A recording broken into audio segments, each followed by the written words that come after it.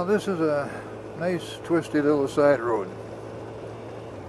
It's not very long, probably about 45 kilometers, give or take a little bit. But it's a nice twisty little side road, make an enjoyable ride. Today, there's a bunch of smoke in the air because we've had probably 2 weeks of weather in excess of 30 degrees, which is really weird because this is now September 2nd and the temperature is 25. It's not 24 on the, it was 25 in the house when I left. So the weather pattern seems to be changing. We seem to be getting warmer weather later in the year because we certainly had a lousy spring. So as the season's coming towards an end for riding, I just had to make one more little trip. Now this one isn't very long. Like I said, it's only probably 40k out to Baldy Hughes and back. But it's a nice twisty little road, and it's going to be quite enjoyable. I look forward to this ride. The road's in really actually pretty good shape.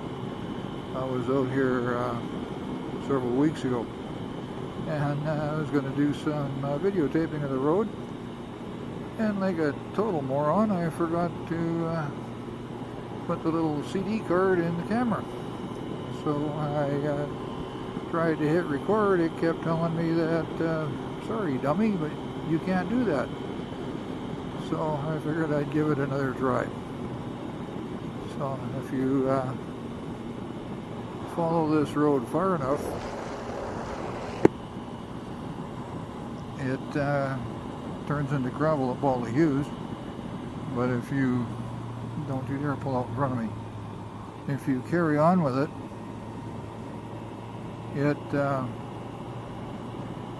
goes to a whole bunch of little lakes, and you can actually go right to Quesnel, which should be a really nice ride. I'm not 100% sure I'd want to do it on the FGR because it is a logging road and it could probably get pretty rough in places. I mean, no reason why you couldn't, but I'm not sure I would really want to do that. But if I had an adventure bike, that would definitely be on my list of things to do, without a word of a lie. It's so because of all the little lakes back here, there can be a fair amount of traffic. But with all the, you can see the smoke in the air, because I can't remember how many fires. We got something like 130 fires in the province, and I think we've got 6 or 7 of them that are fairly close, well, in the Prince George fire area, not right close to Prince George itself, but in the Prince George fire area. Well, I think that contributes to the smoke. So we'll just have to put up with it, that's all. Not much more a guy can do. But yeah, this is a very nice little road. I enjoy it. And surprisingly, how many people live out here? There is lots of ranches, small 5-acre farms, 5-acre parcels. So there's a lot of people that live out here. It's kind of nice. It's not too far out of town. Have your little 5-acre property.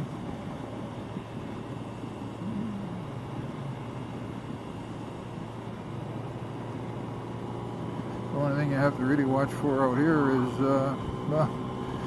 deer, moose, and bears. I gotta keep an eye out for them. They don't mix well with cars or motorcycles.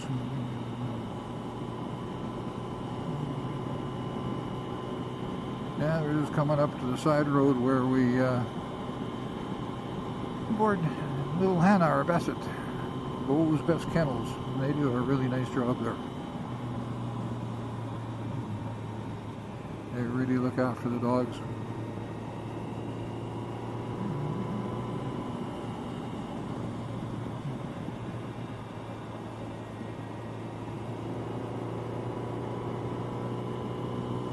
I don't want to go too terribly fast on this road because I'll just make the ride over that much sooner. I just as soon tap it a little bit easy and enjoy the ride. There is a lake out here too, West Lake. And there's a lot of people that live out here as well, around West Lake. And it's a popular summer place. That smoke is a little hard in the eyes. But you just have to put up with it.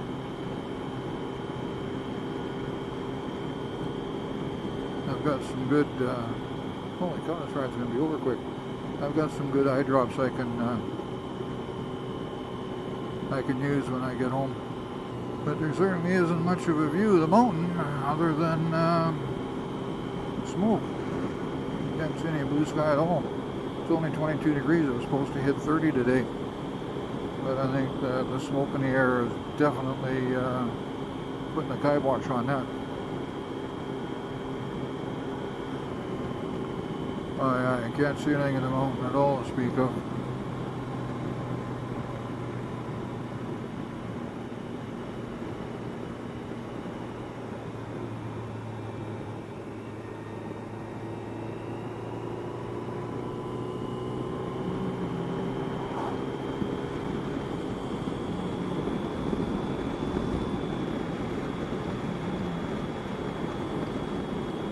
So the view is rather poor.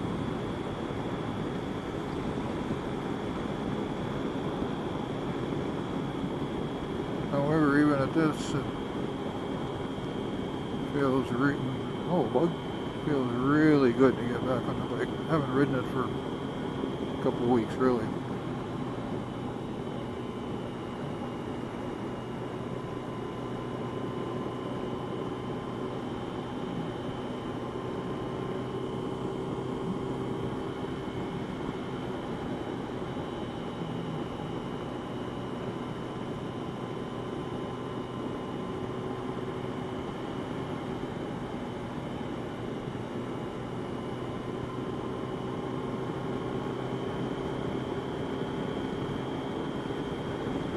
A bump. Not bad. And with that new pavement, they fixed it. Just didn't take the sign down.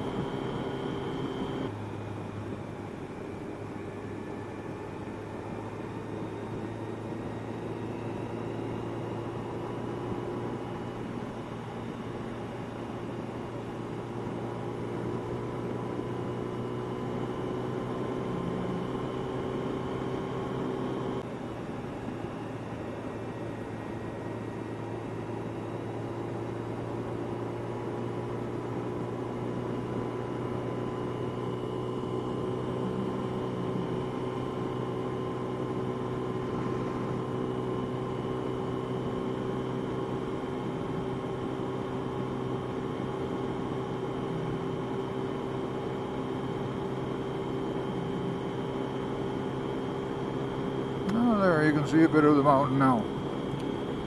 And smoke. It's not a very big mountain, but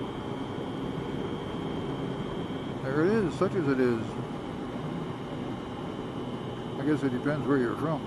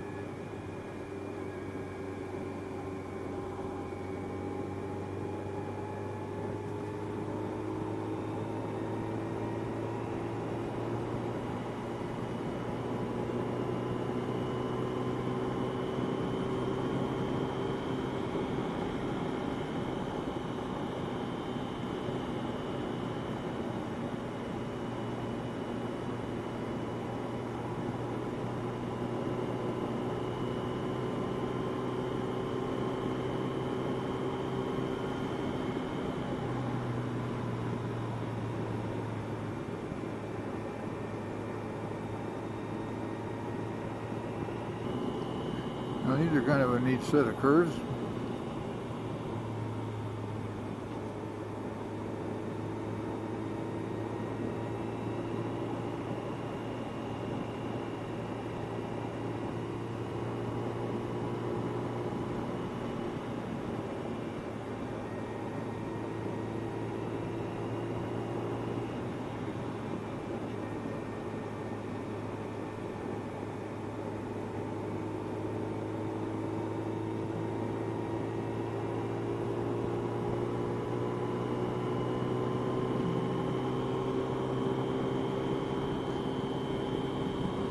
Basically a fourth gear road. I haven't shifted into fifth yet. I guess I could, but I'd like to have a little bit of power on tap when I want it.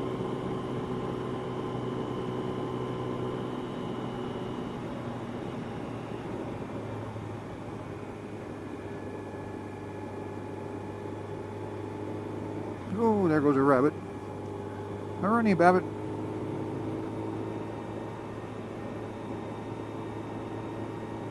At least winter can't be too soon because it's still brown. That's a good sign. If it turned all white, I kind of would have gone, uh-oh, we're in trouble now, but it's still all brown, so that's a good sign.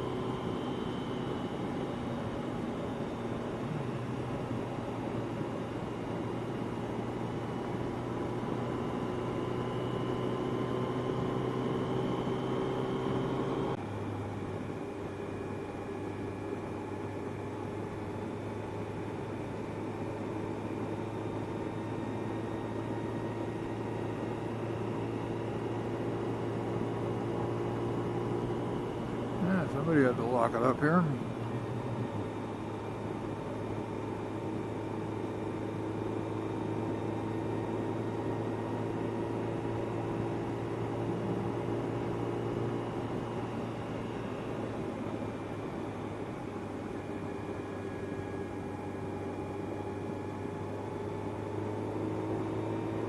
Bump waiting to go across.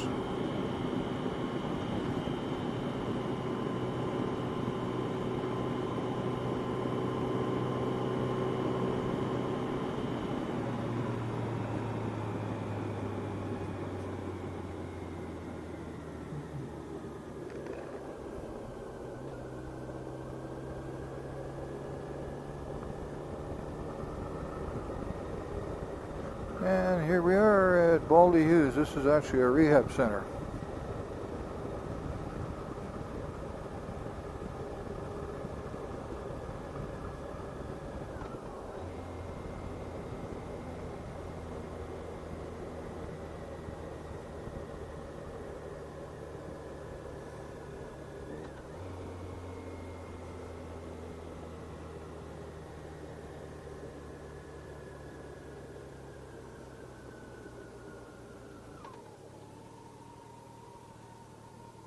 I think we'll just go here and just back in there.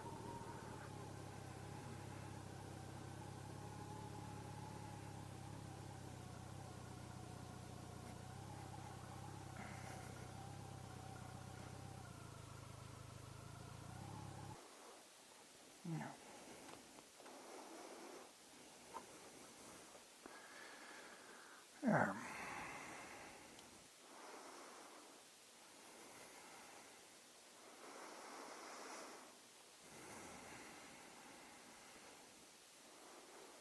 I gotta just come right around in there like that.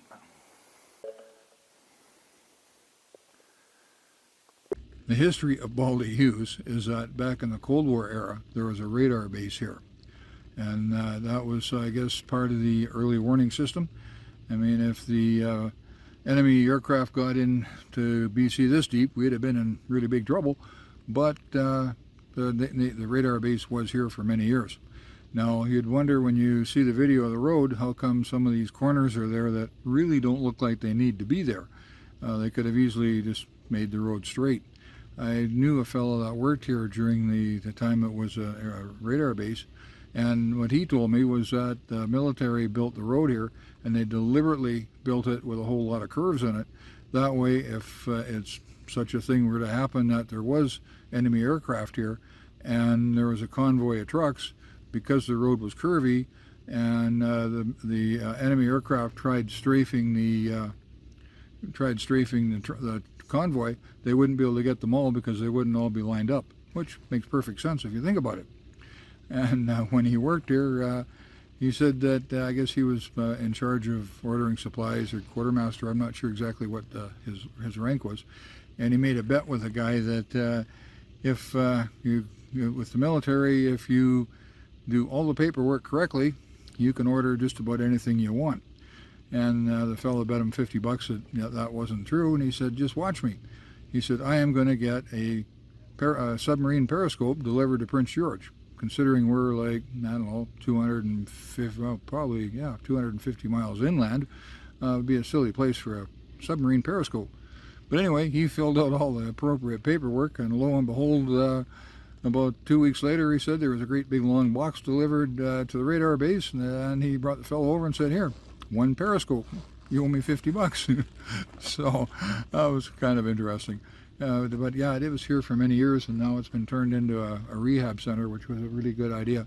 Now, if I were to continue on this road, just up the hill there a little ways, it turns into gravel, turns into basically a logging road. And there's some really, really nice small lakes back there for camping. And then if you keep going, you can go all the way to Quesnel, and then you could come back on Highway 97. That'd be an interesting ride to do, but I don't think my FTR would be really, really happy on a logging road for that distance. It's a fairly long ride there. But maybe one day, you never know. Stranger things have happened. So for now, I'm just going to have a drink of water and have a little bit of stretch, and then turn around and ride home.